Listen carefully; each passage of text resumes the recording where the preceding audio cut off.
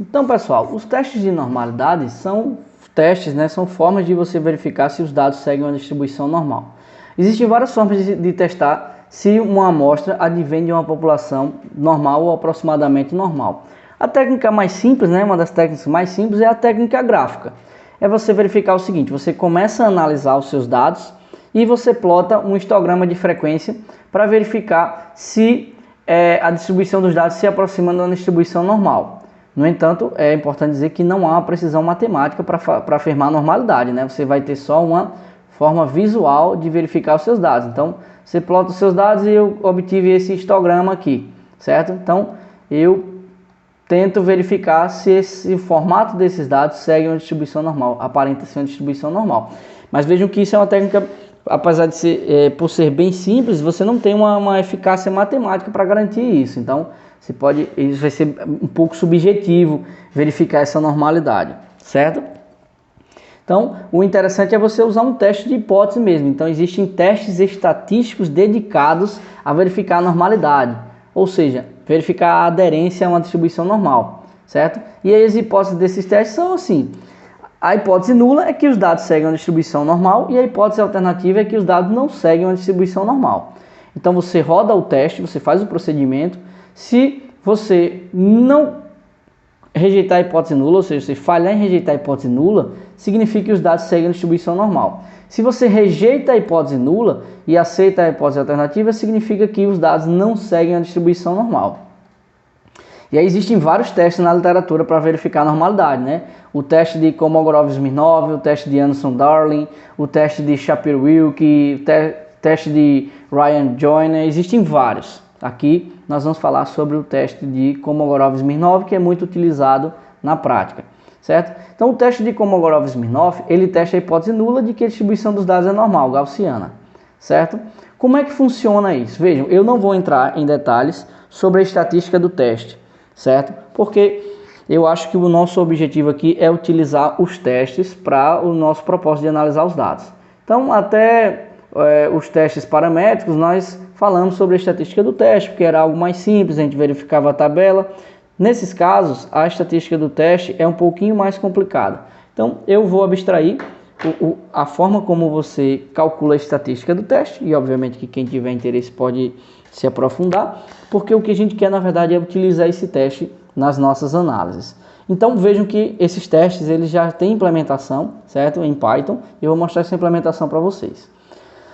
Então, eu importei aqui algumas bibliotecas, NumPy, a biblioteca Matplotlib, a biblioteca Seaborn para fazer plotagens de gráficos, e do pacote SciPy Stats eu importei a distribuição norm e importei o KS teste. KS vem de Kolmogorov-Smirnov, certo? Então já está o teste implementado lá em Python para vocês nessa biblioteca SciPy.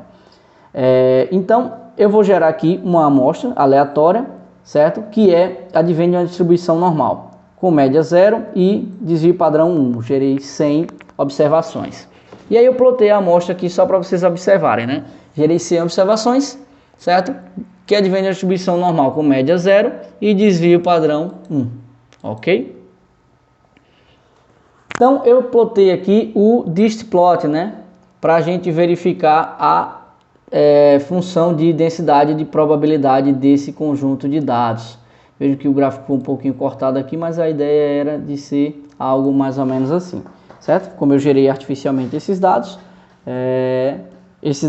a partir de uma distribuição de probabilidade gaussiana, então os dados são gaussianos, certo? Como é que eu utilizo o teste? Bom, antes de utilizar o teste Kolmogorov-Smirnov, eu vou falar para vocês sobre um conceito muito importante que é o p-value, né, ou p-valor em português. O que é o p-value, né, o valor p? Ele é chamado de nível descritivo ou probabilidade de significância.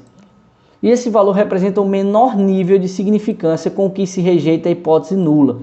Ou seja, né, quando a gente está fazendo nossos testes até agora, nós definimos o nível de significância do teste.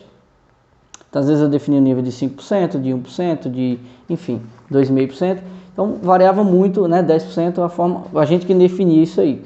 Então, o valor P, ele define o menor nível de significância para que a gente rejeite a hipótese nula, certo? Então, em um teste de hipótese, convencia-se definir a hipótese alternativa como a hipótese formulada pelo pesquisador. É o que a gente sempre tem feito. Se eu tenho a hipótese, eu estou testando duas médias, média 1 e média 2, e eu tenho a hipótese que essas médias são diferentes, então eu jogo isso na hipótese alternativa.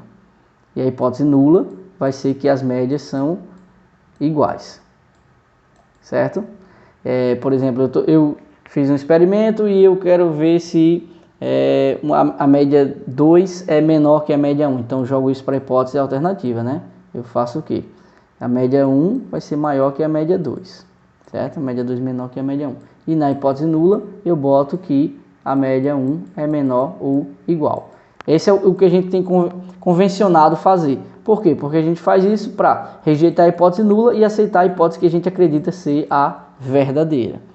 Então, nesse processo de teste, parte do pressuposto que a hipótese nula é a verdadeira. Apesar de que nós que estamos realizando o teste, acreditamos que a hipótese alternativa é verdadeira.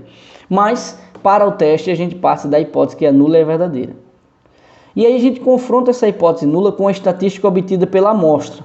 É assim que a gente tem feito. E aí, caso a hipótese nula seja rejeitada, a gente toma a hipótese alternativa como sendo a verdadeira. Essa é a forma mais, digamos assim, segura de fazer o teste de hipótese. Certo? É colocar o que a gente acredita ser verdadeiro na hipótese alternativa. E aí a gente tenta rejeitar a hipótese nula. Caso ela seja rejeitada, a gente aceita a hipótese que nós acreditamos ser a verdadeira. Então, na prática, quanto menor o valor de P, menor a probabilidade de se obter um valor da estatística de teste como observado. Certo? Isso é muito improvável. Ou seja, a gente pode rejeitar a hipótese nula caso o p-value, essa é a interpretação, né, prática. A gente rejeita a hipótese nula caso o p-value seja menor que o nível de significância do teste. Por exemplo, se a gente utiliza 5%, a gente rejeita H0 caso o p-value seja menor que 5. Ou seja, se a gente obter um p-value que é menor que 5%, a gente rejeita H0. Certo? A gente rejeita H0. Essa é a ideia do p-value. E o p-value vai ser o menor nível de significância que a gente pode ter para rejeitar essa hipótese nula, certo? Então, vocês vão ver que quando a gente utiliza na prática os testes de hipótese, eles sempre nos dão dois valores. Por exemplo, eu estou usando aqui o KS-teste, né, que é o Kolmogorov-Smirnov. Então, eu digo quem é a amostra, quem é o conjunto de dados que eu estou testando, e eu digo que tipo de teste, né, que aderência eu estou querendo testar, nesse caso, se os dados são normais. E aí, o teste retorna para mim dois valores, um valor S e um valor P. O valor S é a estatística do teste, que é aquela estatística que nós, né, estávamos calculando quando a gente fazia o teste com o teste Z ou com o teste T. E o valor P é o p-value, né, que é esse que a gente utiliza para tomar a decisão. A gente pode tomar a decisão com base na estatística? Também pode, né? Era o que a gente fazia antes. A gente pegava a estatística do teste, verificava se ele estava na região de rejeição ou região de não rejeição, né? Região crítica ou região de não rejeição, e a gente tomava a decisão. Mas aí a gente pode usar o p-value e já fazer essa decisão, né? Se o p-value for menor que 5%, a gente rejeita H0. Caso contrário, a gente falha em rejeitar, certo? Então, eu chamei a função KS-teste com a amostra que eu gerei, que era normal, certo? E ele me gerou essa estatística de teste e esse p-value. Veja, a amostra que eu gerei é uma amostra normal, né? Eu gerei aqui, ó, de uma distribuição normal, tá vendo? Eu utilizei a função norm, certo? RVS, que é para gerar random values, certo? Valores aleatórios gerados a partir de uma distribuição normal. Essa função ela faz isso, ela gera valores aleatórios dessa distribuição normal. Então, já gerei os dados advindos de uma distribuição normal. Então, você pode ver até aqui o desenho da figura, né, que é a distribuição normal.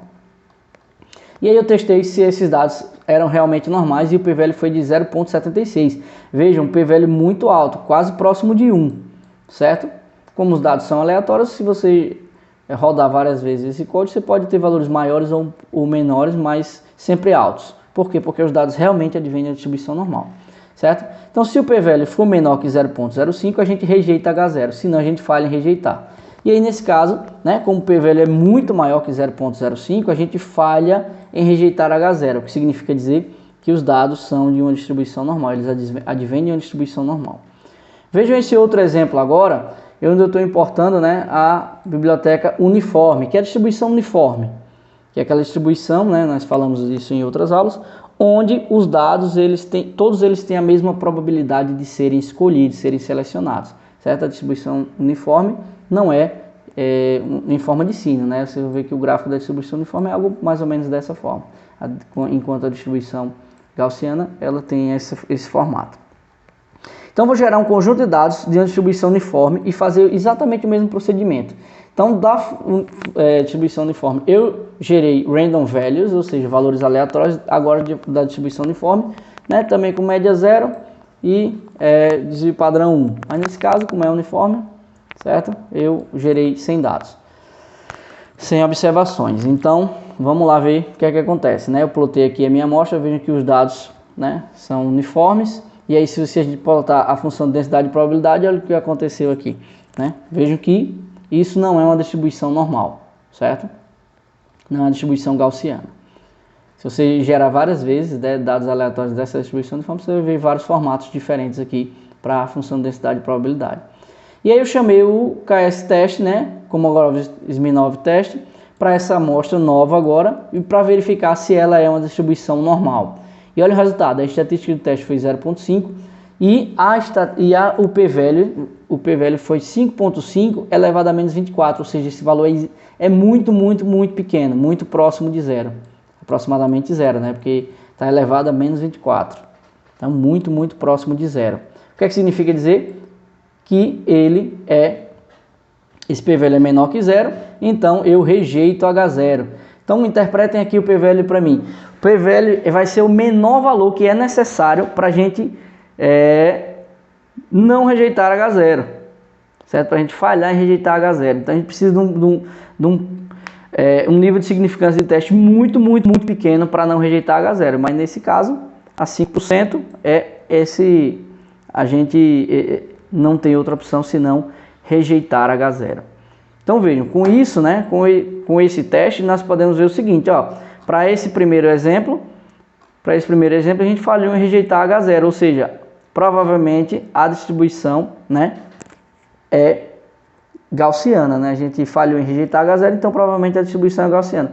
Se isso acontece, então ótimo, a gente pode usar o teste Z ou o teste T, dependendo das condições da amostra. Mas quando os nossos dados não seguem uma distribuição uniforme e a gente rejeita H0, significa dizer que os dados não possuem uma distribuição gaussiana. Nesse caso, não podemos usar um teste Z ou um teste T. E aí o que nos sobra? Usar testes não paramétricos, ok?